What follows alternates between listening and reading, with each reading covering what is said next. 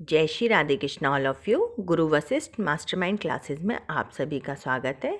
हमने आपको पिछले वीडियो में अर्थालंकार के उपमा अलंकार का बताया था। आज हम आपको उसके आगे के अलंकारों के विषय में समझाने जा रहे हैं। आप लोग ध्यान से देखेंगे। हमारा दूसरा अर्थालंकार का है रूपक अलंकार। रूपक यानी कि रूप प्रदान करना। ठीक है, अब इसकी परिभाषा है, जहाँ उपमेय में उपमान का भेद रहित आरोप होता है वहाँ रूपक अलंकार होता है। कहने का मतलब क्या है, अर्थात उपमेय व उपमान एक हों या एक ही माने जाएं, वहाँ पर क्या हो जाता है, वहाँ पर रूपक अलंकार हो जाता है। उपमेय का आपको पता है कि जिसकी तुलना की जाए, और उपमान वो होता है जिससे तुलना की जाती है। जिसकी तुलना की जाए और जिससे तुलना की जाए वो उपमान हो जाता है। उपमेय जिसकी तुलना की जाती है, उपमान जिससे की जाती है, और जिसकी की जाती है और जिससे की जाती है। बस इतना आपको याद रखना है। अब हम इसे एक उदाहरण के माध्यम से समझेंगे। जैसे कि हमारा उदाहरण है, चरण कमल बंदो हरि राई। यानी कि चरण कमल, कमल रूपी चरण। बंदो मतलब वंदना करता हूँ, हरि का मतलब श्री कृष्ण की, और राई का मतलब वैसे होता है राजा, पर यहाँ पर राई से मतलब क्या है, भगवान श्री कृष्ण के कमल रूपी चरणों की मैं वंदना करता हूँ।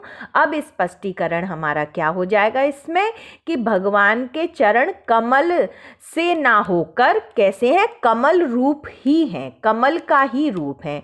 अब हमारा उपमा में क्या था, उपमा में थे कि चरण कमल से, कमल सी है ना, सी सा से के कैसे जैसे, ये सारे वर्ड जहाँ आ रहे थे, है ना, सम, है ना, समान, ये जो वर्ड आ रहे थे वो उपमा अलंकार के आ रहे थे। सा सी से का बोध हो रहा था। यहाँ पे केवल क्या है, दो उसमें चरण में क्या है, यहाँ पे एक ये योजक चिन्ह जो लग रहा है, इससे हम पहचान करते हैं कि ये रूपक अलंकार है। कमल, चरण कमल यानी कि कमल रूपी चरण, रूपी शब्द का प्रयोग हो गया, रूप मान लिया गया, चरण को कमल का रूप मान लिया गया, तो यहाँ पे क्या हो गया, ये रूपक अलंकार हो गया। यानी कि उपमेय और उपमान में भेद रहित कोई भी अंतर नहीं रहा। हरि के चरण कैसे हैं, कमल के जैसे हैं, कमल के समान हैं। हरि के चरण कमल रूपी हैं, कमल से ना होकर क्या हो गया, कमल रूप ही हैं, उनके चरण कमल के जैसे ही हैं। तो इसमें यहाँ भेद रहित जो आरोप आया, ये रूपक अलंकार हो गया। अब आ जाता है हमारा तीसरा संदेह अलंकार। तो संदेह यानी कि शक आ जाना, हमें निश्चित ना कर पाना, संशय उत्पन्न हो जाना, ये क्या हो जाता है, ये हो जाता है संदेह। हमारा शब्द से ही अलंकार यहाँ पे क्लियर हो रहा है। संदेह का मतलब क्या हो गया, शक आ जाना, किसी का निश्चय ना कर पाना, संशय उत्पन्न हो जाना, शंका उत्पन्न हो जाना, शक आ जाना। अब इसकी हम परिभाषा देखते हैं। जहां अतिसदृश्य के कारण उपमेय और उपमान में अनिश्चय की स्थिति आ जाए, मतलब निश्चित नहीं कर पाए, वहां पे अनिश्चय की जो स्थिति आ रही है बनी रहे, अथवा उपमेय में अन्य किसी वस्तु का संशय उत्पन्न हो जाए, मतलब उपमेय में किसी और वस्तु है उसका संशय उत्पन्न होना क्या कहलाता है, संदेह अलंकार। अथवा जहाँ एक वस्तु की समानता किसी अन्य या दूसरी वस्तु से दिखाई पड़ने पर यह निश्चित ना हो कि यह वस्तु वही है या नहीं, यानी कि उस वस्तु को समझने में हमें परेशानियों का सामना करना पड़े। हम समानता के कारण, दोनों वस्तुओं में समानता के कारण हमें एक संदेह हो जाए, अनिश्चय हो जाए कि ये यही है या नहीं, शंका उत्पन्न हो जाए, शक उत्पन्न हो जाए, वहां पर क्या हो जाता है, संदेह अलंकार हो जाता है। जैसे कि कभी कभी मान लीजिए, सपोज कर लीजिए, हमने आटे का एक लड्डू बना के वाइट कलर का रख दिया और एक हमने वाइट सीमेंट का बना के रख दिया, अब दूर रखा हुआ है, तो अब हम ये उन दोनों एक जैसे लगने के कारण हम उनमें ये अंतर ना कर पाए कि ये लड्डू है या मिट्टी है। एक तो हमने आटे का बना दिया, एक हमने मिट्टी का बना दिया, पर दूर से देखने पर हमें ये शक हो जाए, शंका उत्पन्न हो जाए, यानी कि दोनों वस्तुओं का एक समान दिखाई देने पर हम निश्चय नहीं कर पाए कि ये यही है या कोई और वस्तु है, तो वहाँ हो जाता है संदेह अलंकार। अब इसका उदाहरण से हम स्पष्ट हो जाएगा। सारी बीच नारी है या नारी बीच सारी है, कि सारी की ही नारी है कि नारी ही की सारी है। कहने का मतलब ये है कि यहाँ पर अब देखिए यहाँ क्या है, उपमेय में उपमान का संशयात्मक ज्ञान है।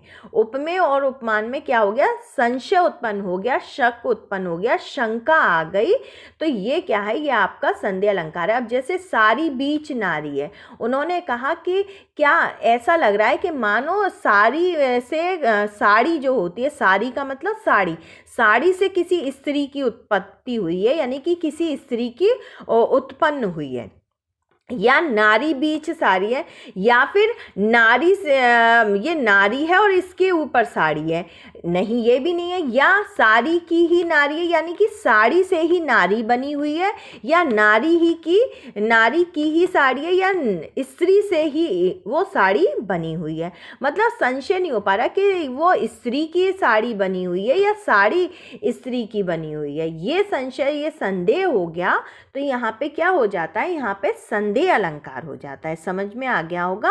अब हम चलते हैं यहाँ पे भ्रांतिमान अलंकार हमारा। तो भ्रांतिमान अलंकार की पहले हम परिभाषा देखेंगे, फिर उसको हम समझेंगे। जहाँ सेम है संदेह और भ्रांतिमान में, यहाँ पे शक उत्पन्न हो रहा है, शंका उत्पन्न हो रही है, और भ्रांतिमान में क्या हो जाता है, भ्रम हो जाता है। हम मतलब समझते हैं, जैसे अब अंधेरे में रस्सी पड़ी हुई है और हमें भ्रम हो गया कि रस्सी नहीं, ये लंबा लंबा काला सांप है, क्योंकि वो हमें भ्रम हो गया, भाई रस्सी ऐसे पड़ी हुई है जैसे सांप पड़ा हुआ है ना। तो उसको हमारी आंखों के सामने जब कोई चीज़ आई और उसको हम देखने के कारण समानता दिखाई दे रही, यहाँ पर भी समानता दिखाई दे रही है, पर दो वस्तुएं रखी हुई हैं। यहाँ पे क्या है कि एक वस्तु रखी हुई है, पर वो हमारे भ्रम के कारण हमें भ्रम हो रहा है, हमें शंका या शक नहीं हो रहा, हमें यहाँ भ्रम हो रहा है कि ये सांप है। रस्सी अगर अंधेरे में पड़ी, हमने देखा कि हाँ सांप है। कभी कभी कोई कपड़ा टंगा होता है और हम कहते हैं कि या फूल माला टंगी होती है और हम कहते हैं अरे नहीं, ऐसा लग रहा है जैसे कोई सांप चल रहा है, तो ये हमारा भ्रम हो जाता है। तो जहाँ समानता के कारण एक वस्तु में किसी दूसरी वस्तु का भ्रम हो, अथवा भूलवश यानी कि हमसे भूल हो जाए, किसी एक वस्तु को सरलता से या आसानी से दूसरी वस्तु समझ लेना ही भ्रांतिमान अलंकार होता है। अब यहाँ पर आ जाता है आपका उदाहरण देखो। बिल विचार कर नाग शुंड में घुसने लगा विषैला सांप, काली ईख समझ विषधर को उठा लिया जब गज ने आप। अब यहाँ पे क्या हो गया, बिल विचार कर मतलब बिल समझकर, नाग शुंड यानी कि हाथी की शुंड मतलब सूंड में, बिल को समझकर हाथी की सूंड ऐसी लगी सांप को, विषैला सांप मतलब सांप को हाथी की सूंड कैसी लगी, बिल समान लगी। उसने विचारा, सोच लिया कि ये हाथी की सूंड ना होके मेरा बिल है, और वो सांप उसमें घुसने लगता है। परंतु फिर क्या होता है, गज ने आप उठा लिया, हाथी उसे क्या समझ कर, विषधर को मतलब उस सांप को हाथी उठा लेता है, क्या समझ कर उठा लेता है, काली ईख समझ। और हाथी ने क्या समझा कि ये सांप मेरे अंदर आ रहा है, ये काली ईख है, तो वो अपने मुंह से उसको उठा लेता है। तो नाग को हाथी की सूंड बिल लगी, हाथी को काला सांप काली ईख लगा। अब यहाँ पे भ्रम हो गया, यानी कि अथवा भूलवश कार्य होना। कहने का भ्रांतिमान में क्या हो गया, उन्होंने क्यों उठाया, क्योंकि उनसे ये कार्य क्यों हुआ, क्योंकि भूलवश कार्य हो गया। उनकी भूल थी कि उन्होंने उसको भ्रम के कारण उसको नाग शुंड यानी कि हाथी की सूंड को विषैले सांप ने समझ लिया बिल, विचार लिया, और हाथी ने काली ईख उस विषधर को यानी कि सांप को क्या समझ लिया, काली ईख समझ लिया। यानी कि भ्रम होने के कारण यहाँ पे कौन सा अलंकार हो गया, यहाँ पे भ्रांतिमान अलंकार हो गया। अब हमारा नेक्स्ट अलंकार आ जाता है, पांचवा अलंकार जो हमारा है वो है अतिशयोक्ति अलंकार। यानी कि जब हम किसी भी बात का बढ़ा चढ़ा के वर्णन करने लग जाते हैं, या जो असंभव बात होती है, उक्ति का मतलब कहावत होती है, उसको हम संभव रूप जब प्रदान कर देते हैं, या किसी बात को इतना बढ़ा चढ़ा के बोल दें कि जिसका कोई अर्थ ही ना निकल पाए, जिसको हम कहते हैं ना कि जिसके बारे में हम सोच ही नहीं पाए और वो इतनी बात लंबी हो जाए, तो वहां पर हो जाता है अतिशयोक्ति। जैसे आप देखो यहाँ पे, पहले हम परिभाषा से इसको क्लियर करेंगे, फिर उदाहरण से क्लियर करते हैं।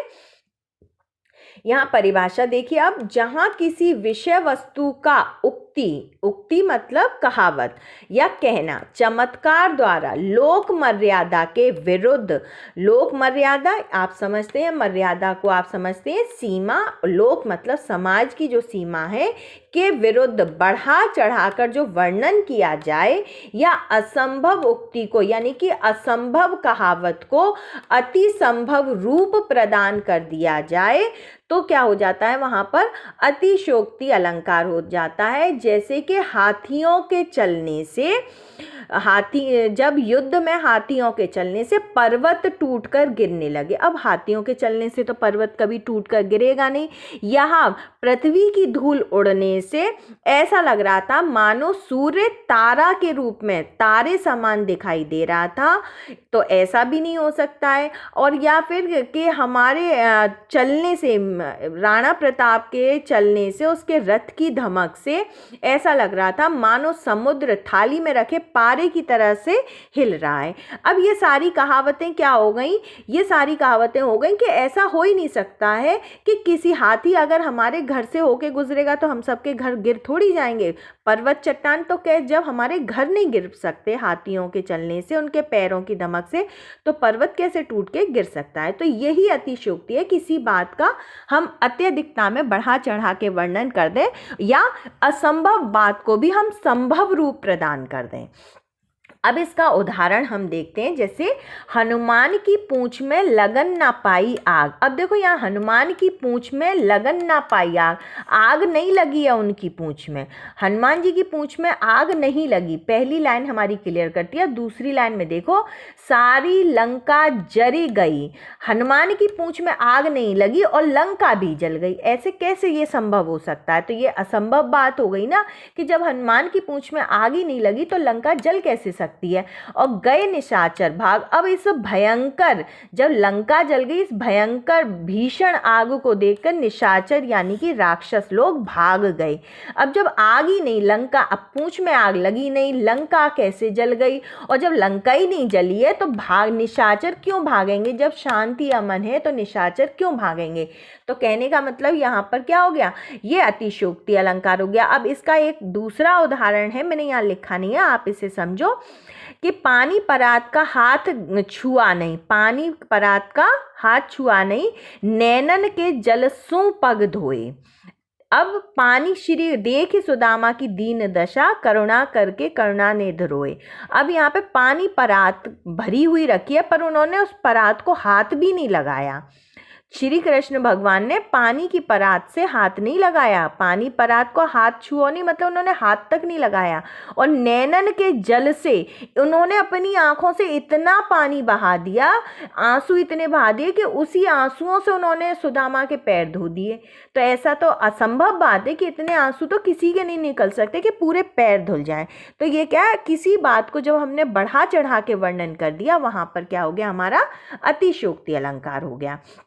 स्पष्टीकरण इसका देखिए, पूंछ में बिना आग लगे लंका जल गई और वह निशाचर भाग गए, अतः यहाँ पे क्या हो गया, अतिशयोक्ति अलंकार हो गया।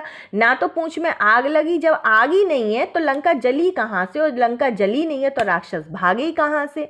तो ये क्या हो गया, ये अतिशयोक्ति अलंकार हो गया। अब आ जाता है हमारा 6 नंबर, विरोधाभास अलंकार। परिभाषा, जहां पर, अब ये विरोधाभास यानी कि विरोध करना। देखो विरोधाभास आभास है ना, विरोध करने, विरोध का आभास, ये अलंकार भी अपनी डेफिनेशन खुद दे रहा है। विरोध करना यानी कि किसी बात के विपरीत होना। हम जब कोई बात है पॉजिटिव है, हमने उसका नेगेटिव रूप दे दिया तो विपरीत हो गया कि नहीं हो गया। किसी बात को विपरीत करना, किसी बात का उल्टा अर्थ निकलना या विपक्षी हो जाना या किसी बात का खंडन करना, तो वहां पर क्या हो जाता है, वहां पर हो जाता है विरोधाभास अलंकार। अब इसकी हम परिभाषा देखते हैं। जहां पर विपरीत बात का बोध हो अथवा वास्तविकता का बोध ना होकर, मतलब उस बात में वास्तविक लड़ाई ना होकर, वास्तविक विरोध ना होकर, क्या होना चाहिए, वास्तविक विरोध ना होने पर भी, होकर भी, वास्तविक विरोध ना होकर भी विपरीत या उल्टा अर्थ या विपक्षता या खंडता का बोध हो, वहां पर विरोधाभास अलंकार हो जाता है। अब इसका उदाहरण देखते हैं, आपको बहुत अच्छे से समझ में आ जाएगा। यहाँ पे इसका उदाहरण, या अनुरागी चित्त की गति समझे नहीं कोई। अनुरागी मतलब प्रेमी, या माने इस, प्रेमी, चित्त का मतलब मन की का मतलब की। तो इस प्रेमी मन की गति, गति का मतलब होता है स्थिति, दशा को समझे नहीं कोई, कोई नहीं समझ पाता। इस प्रेमी मन की दशा को कोई नहीं समझ पाता। ज्यों ज्यों, जैसे जैसे, बूढ़े का मतलब बूढ़ा होना यानी कि वृद्ध होना। भाई जवान, बचपन से लेकर जवानी बुढ़ापा आया, तो बूढ़े का मतलब यहाँ पे अत्यधिक समय बिताने से, ठीक है। बूढ़े का मतलब यहाँ क्या हो गया, अत्यधिक समय बिताने से। श्याम रंग, श्याम का मतलब काले रंग में, ठीक है। अब यहाँ पे श्याम का मतलब क्या हो गया, काले रंग, रंग का मतलब रंग। तो काले रंग में जैसे जैसे डूबता जाता है त्यों त्यों वैसे वैसे उज्जवल, यानी कि चमक आ जाना, सफेदी आ जाना, वैसे वैसे वो उज्जवल हो जाता है। तो विरोध हो गया कि काले रंग में अगर हम जाएंगे, किसी हम काली कोठरी में अगर हम जाएंगे, काजल की कोठरी में अगर हम जा रहे हैं, तो हम वहां से सफेद होके कैसे निकल सकते हैं, हम भी काले ही होंगे, हम गोरे तो हो नहीं जाएंगे। पर वो यहाँ क्या कह रहा है, उज्जवल हो जाना। तो वहीं की वहीं पर क्या है, यहाँ पे वास्तविकता का विरोध, उसकी विपरीत दशा को प्रदर्शित करना ही क्या हो जाता है, विरोधाभास अलंकार हो जाता है। अब श्याम काले हैं, उसमें डूबने पर चमक या सफेदी का आ जाना, ये क्या हो गया, ये विरोधाभास हो गया। परंतु इसका अर्थ ये है कि अगर हम इसको स्पष्ट करेंगे, इसका भाव जो निकल के आएगा वो ये आ जाएगा कि श्याम के प्रेम में, श्याम की भक्ति में लीन होने से हमारी भक्ति और अधिक दुगनी हो जाती है। पर यहाँ पे अलंकार को देखेंगे तो विरोधाभास यानी कि इसके विपरीत बात है कि श्याम का काला रंग होने के कारण हम सफेद हो रहे हैं, यानी कि हमारे अंदर और चमक आ रही है। तो ये तो कभी नहीं हो सकता कि काले में हम गोरे हो जाएं। काजल की कोठरी में जाने से हम, काजल हमारे लगेगा ही लगेगा और हम काले होंगे। तो यहाँ पे क्या हो गया, ये विरोधाभास हो गया। अब हमारा आ जाता है दृष्टांत अलंकार। अब दृष्टांत कहते हैं ना, हमें उपदेश मत दो। दृष्टांत का मतलब क्या होता है, उपदेश देना, किसी कोई कहावत देना, किसी को उदाहरण देना, पेश कर देना, है ना, किसी के अनुरूप या अनुकूल बात कह देना, कि उसको उदाहरण दे के समझाते हुए कोई बात कह देना, तो वो हो जाते हैं दृष्टांत अलंकार, ठीक है। दृष्टांत का मतलब होता है उपदेश देना। तो हम भी कह देते हैं कि हमें ज़्यादा दृष्टांत देने की ज़रूरत नहीं है, यानी कि उपदेश देने की या कोई कहावत हमारे लिए कहने की ज़रूरत नहीं है। किसी को अपनी बात, इसका आपका सबसे अच्छा क्या है, इसका अर्थ है किसी को अपनी बात उदाहरण के अनुसार अनुकूल रूप प्रदान करके या अनुरूप उसको उदाहरण देते हुए या उपदेश या कहावत के माध्यम से जब किसी बात को समझाया जाए, तो वहाँ पे दृष्टांत अलंकार हो जाता है। अब उदाहरण से आपको और भी क्लियर हो जाएगा। मन मलिन तन सुंदर कैसे। अगर हमारा मन मलिन यानी कि हमारा मन, हृदय हमारा मलिन मतलब गंदा है, हमारे विचार गंदे हैं, हमारे मन में मैल कपट छल भरा हुआ है, हमारा मन गंदा है, तो तन का मतलब शरीर सुंदर कैसे हो सकता है, क्योंकि शरीर की सुंदरता मायने नहीं रखती है। सुंदरता मायने किसकी रखती है, हमारे मन की, हमारी अच्छाइयों की। और हमारे मन में तो अच्छाई है ही नहीं, वो तो मलिन है, गंदा है, तो हमारा तन सुंदर कैसे हो सकता है। अब उसने कहा जैसे विष रस, विष का रस भरा हुआ है, भरा मतलब भरा हुआ है, कनक का मतलब सोना और घट का मतलब मटके में, जैसे अब वैसे ही सुंदर है जैसे सोने के मटके में विष का रस भरा हुआ है। वो कनक घट जैसे, यानी कि हमारा तन वैसे ही सुंदर है, मन के मलिन होने पर तन वैसा ही सुंदर दिखाई देगा जैसे कि सोने के घड़े में विष भरा हुआ हो। तो उन्होंने उदाहरण उसी के अनुसार दे दिया। तो ये हो जाता है आपका कौन सा, दृष्टांत अलंकार, यानी कि उपदेश दे दिया। यहाँ पे क्या होता है, उपमेय व उपमान वाक्य में बिंब प्रतिबिंब का भाव आ जाता है। बिंब प्रतिबिंब, प्रतिबिंब मतलब उसी का रूप दिखाई देना, उसी के जैसा दिखाई देना। बिंब का मतलब जो बना हुआ है और प्रतिबिंब मतलब उसी के अनुरूप बना हुआ है, वैसा ही भाव आना। जैसे मन मलिन तन सुंदर कैसे, जिसका मन गंदा है उसका शरीर कैसे सुंदर हो सकता है, वो उसी के समान है जैसे कंचन यानी कि सोने के घड़े में विष का रस भरा हुआ हो। तो यहाँ पे उदाहरण जो प्रस्तुत करना है, समान रूप के उदाहरण प्रस्तुत करना ही दृष्टांत अलंकार कहलाता है। अब इसका आगे का हम आपको, इसके आगे के जितने भी इसके अर्थालंकार के और बाकी रह गए हैं वो हम आपको नेक्स्ट वीडियो में प्रोवाइड कराएंगे। तब तक के लिए जय हिंद, जय भारत।